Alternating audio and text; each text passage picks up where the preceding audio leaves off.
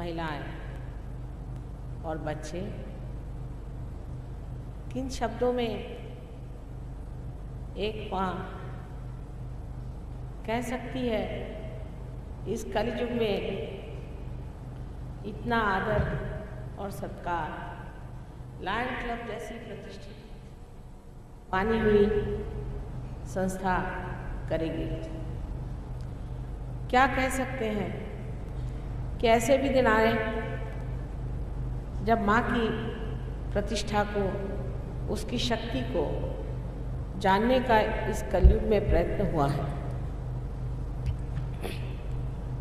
वास्तविक में जो अनादिकाल से इस भारतवर्ष में पूजी हुई माँ की शक्ति थी, उसको काफी भुला दिया गया था। कारण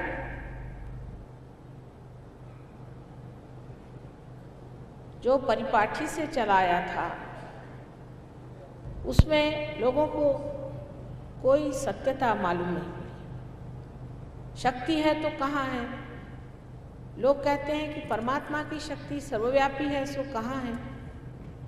उसका कोई परिणाम दिखाई नहीं देता, उसकी कोई क्रिया दिखाई नहीं देती। फिर ऐसे शक्ति पर क्यों विश्वास किया जाए? किंतु इतने वर्ष बीतने पर भी आज हम लोग अष्टमी और नवमी को बहुत मानते हैं। हजारों वर्ष पहले की बात है जब अष्टमी में और नवमी में देवी ने महत् कार्य किए थे, संहार किए थे, राक्षसों को मारा था और भक्तों की रक्षा की थी। उसको आज भी हम जोर शोर से मानते हैं और देवी की भक्ति करते हैं। लेकिन इस पर भी एक निगाह शक की जरूर पड़ जाती है। लोग सोचते हैं कि क्या ये सब यूं ही एक परंपरागत हमारी गतिविधियां हैं या इसमें कोई अर्थ भी है? आज सहयोग में हम सिद्ध कर सकते हैं कि शक्ति चराचर में समाई हुई जो है वो परमात्मा का प्रेम है और उसको जानने के लिए मनुष्य की चेतना में, ह्यूमन अवेयरनेस में नहीं हो सकता।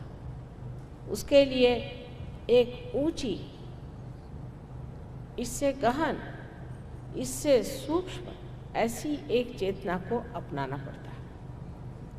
और यही हम लोग पाते हैं कि मनुष्य इसे स्वीकार नहीं करना चाहता।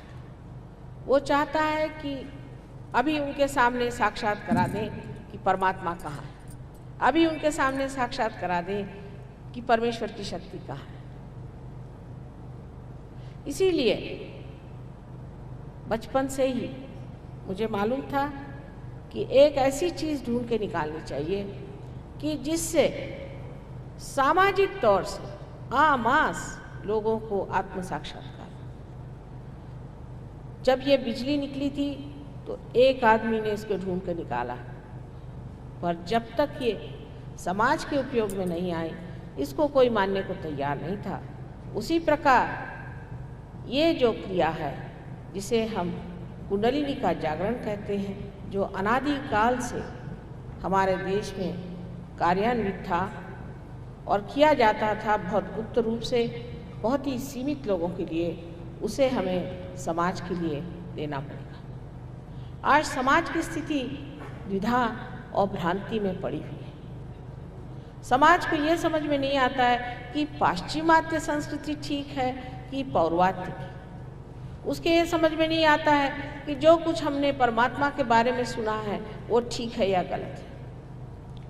पौर्वात्य में तो इस कदर हानि हुई है कि लोग भूत प्रेत में भी विश्वास करने लग गए हैं और वहाँ पर सैटर्न के भी चर्च बन गए,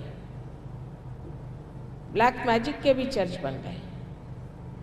अपने देश में भी बहुत सी गड़बड़ियाँ हुई हैं और उन गड़बड़ियों में मनुष्य ऐसा उलझ गया है कि उसको समझ में नहीं आता कि सत्य क्या और असत्य क्या।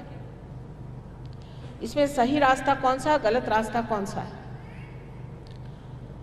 जैसे साइंस एक ठोस चीज है, सामने आंखों के सामने आपके दिखाई देती है, मनुष्य चेतना में ही उसी प्रकार परमात्मा भी जब तक ठोस तरीके से मनुष्य को दिखाई नहीं देगा वो मानने के लिए तैयार नहीं कि परमात्मा है।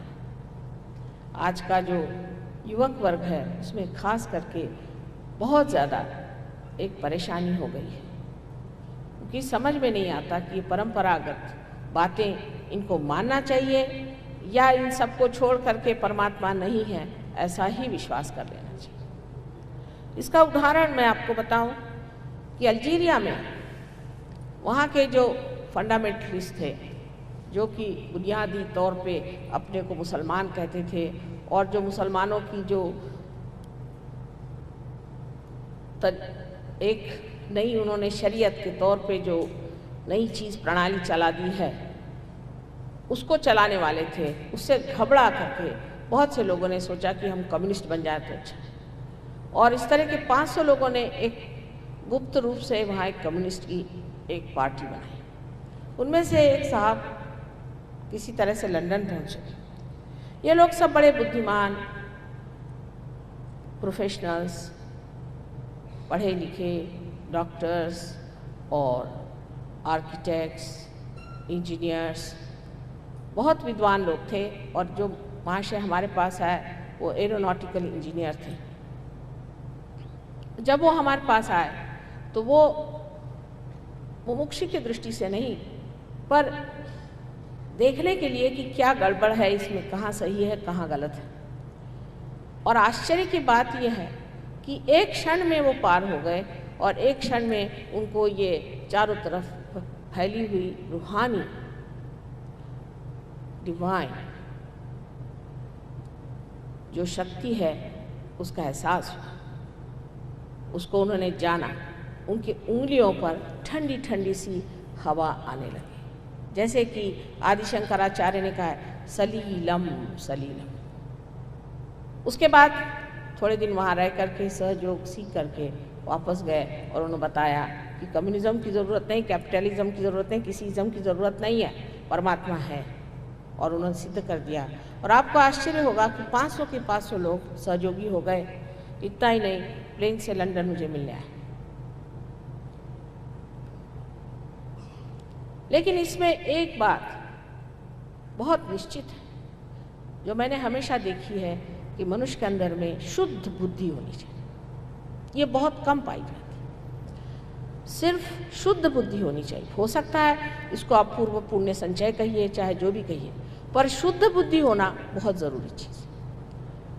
अब जैसे आपके सामने जो व्यक्ति आज बोले हैं ये सभी बहुत शुद्ध बुद्धि से पूरित लोग हैं। शुद्ध बुद्धि का अर्थ ये है कि एक साइंटिस्ट की जैसी दृष्टि होती है उस तरह से होनी चाहिए कि उसका मस्तिष्क खुला रहता है, ओपन माइंडेडनेस होनी चाहिए। उसके सामने अगर कोई धारणा रखी जाए, कोई हाइपोथेसिस रखी जाए, तो वो ये नहीं कहता कि नहीं हो सकता। ऐसा जो कहता है वो साइंटिस्ट नहीं, वो फिर कहता है चाणाक्ष बुद्धि से कि अच्छा आप ऐसा कहते हैं तो देखा जाए, अगर सिद्ध हो जाए तो वो फिर कायदा हो जाता है। इसी प्रकार सहयोग के और जिनकी दृष्टि रही वो बहुत जल्दी हठात सहज में ही एकदम पार। लेकिन जिसकी दृष्टि में बेकार की कुतूहल, बेकार का अहंकार, बेकार की उनकी कुसंस्कार भरे हुए हैं, उनको ज़रा समय लगा लेकिन हुए सब पार। कोई लोग मुझसे ये भी कहते हैं कि माँ कुछ लोग जल्दी क्यों पार हो जाते, कुछ लोगों को इतना समय क्यों लगता है। किसी किसी पर तो हाथ तोड़ने पड़ते हैं।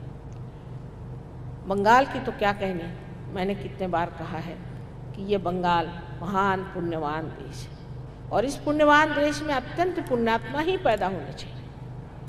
इसमें लोग ये सोचते हैं कि माँ हम तो इतने गरीब हैं, यहाँ इतनी हमारे अंदर गरीबी आई।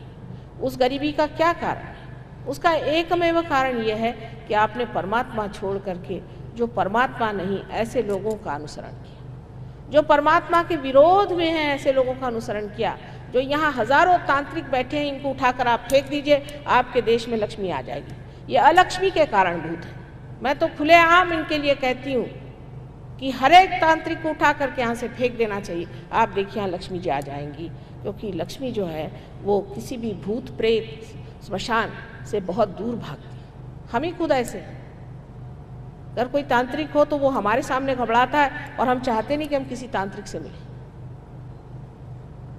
ये जो यहाँ तांत्रिक विद्या शुरू हुई है, इसका कारण ये है कि ये तांत्रिक लोग जानते हैं कि ये देश अत्यंत पुण्यवान है, और अगर ये देश जाग उठेगा तो सारा संसार बंगाल की जो भूमि है उसे बह लेगा।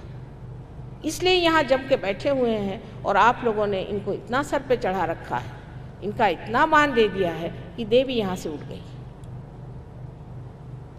यही प्रकार हमने देखा कि केरला में यही प्रकार है। जिस जगह तांत्रिकों का इतना महात्म्य होगा वहाँ कभी भी अमीरी नहीं आ सकती, वहाँ कहीं भी प्रॉस्पेरिटी आ ही नहीं सकती। अब आप कहेंगे कि फिर अमेरिका में क्यों है? अमेरिका की जो हालत है वो हमसे पूछे, कर्जे में बैठे हुए। उन लोगों की हालत वहाँ रहने से पता होती है कि किस कीचड़ में घुसे हुए ये लोग हैं।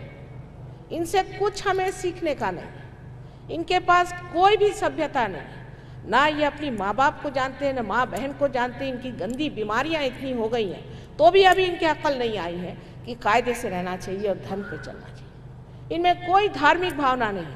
साइंस के इसमें भी जो इन्होंने पता लगा के रखा है, वो एक भूत बना के रखा है बॉम्ब का, और उधर दूसरा रशिया ने बना के रखा है, और दोनों एक दूसरों को चढ़ा रहे हैं, और दोनों जो बनाया हो उसी से डरते हैं।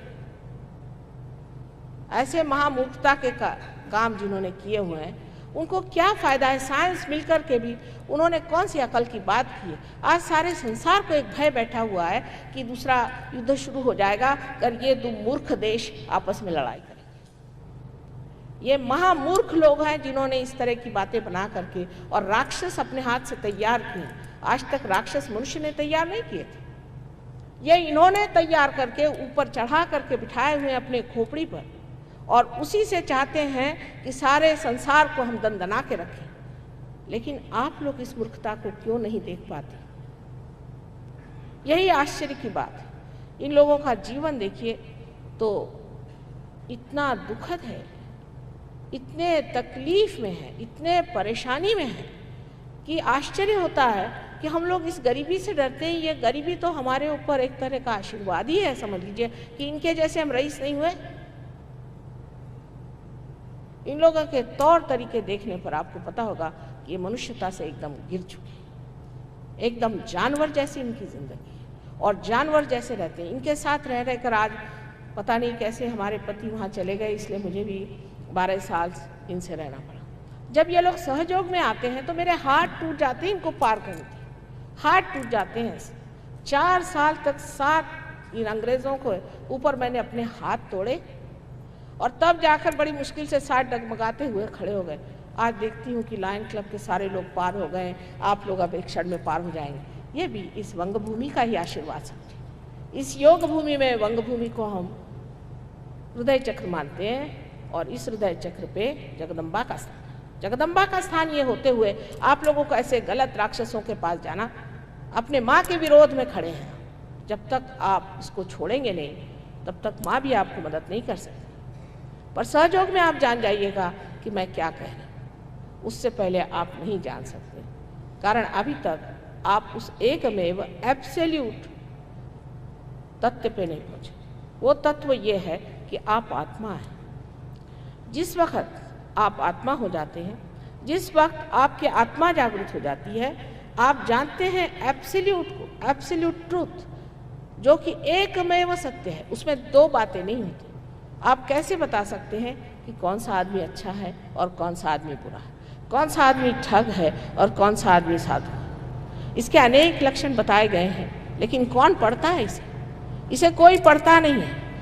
पढ़ते लोग वही चीज़ें हैं जो उनकी जो कमज़ोरियाँ हैं उसको बलवती दें, उसको बढ़ाए, उनके और कमज़ोर कर दें, उनको ऐसी चीज़ों में डाल दें जिससे उनकी बुरी आदतें और भी प्रज्वलित हो जाए।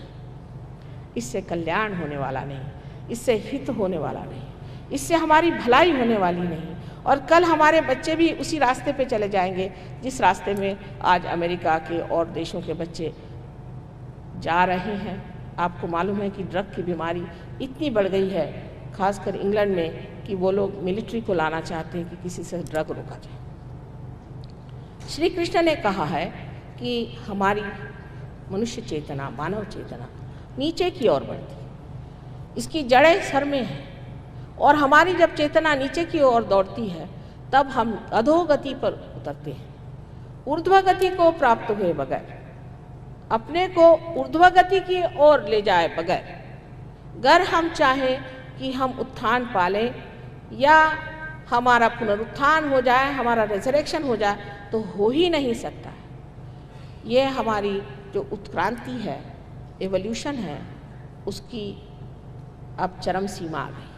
मनुष्य को इस चरम सीमा को प्राप्त करना ही चाहिए, नहीं तो वो सार्थ नहीं हुआ, उसका जीवन सफल नहीं, वो अधूरा ही रह गया है, उसका अधूरापन है। इस वजह से वो आज इस तरह से भ्रांति में रह रहा है।